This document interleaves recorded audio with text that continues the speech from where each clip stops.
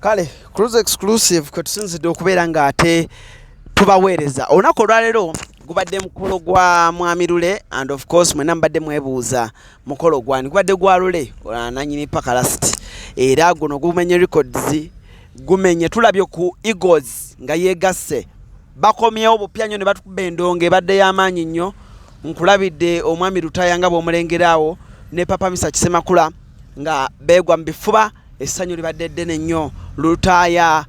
Misa Kisemakula Ronald Mayinja Hajaruna Mbiru Irene Namatovu Catherine Kusasira bannange tukyavuga kale tugenda mu maaso so munnange omukolo guno gubadde mpereerwawo era nga nnyongera okukugamba nti gubadde munyuvu nnyo ebimu ku ebinyiza okugamba ebisinza okunyumira abantu kwe kulaba nga abaami bano basisinkanye era ekintu nekibeera massive nnyo Ronald Mayinja yabadde best man w'omugole omwami oyo gwolaba era yatuukidde mu nnyonyi mwabatanalaba videos mukebere kweno channel wenyini ne kwezire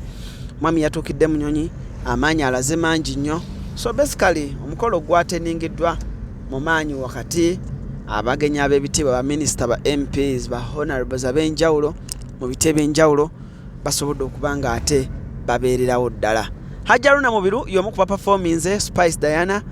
naye abaddewo bulungi nnyo naye nga big up to you Papa Misa Kisemakula wamu ne Lutaya mulaze ekintu nti ensi ebadde egamba nga nnyo nti abannange oba waliwo kino oba waliwo kiri naye mulaze omutima ogwawamu emikutu mingi nnyo egibaddewo aba YouTubers bangi nnyo abaddewo naye bagenze okugabagaba bati obubonero nga Cruise Exclusive ebakizeeko bonna era nga nyongero bategeeza nti omukutu guno mugwekuumireko nnyo kuba emikutu emirala gyonna amawulire ge bakuwa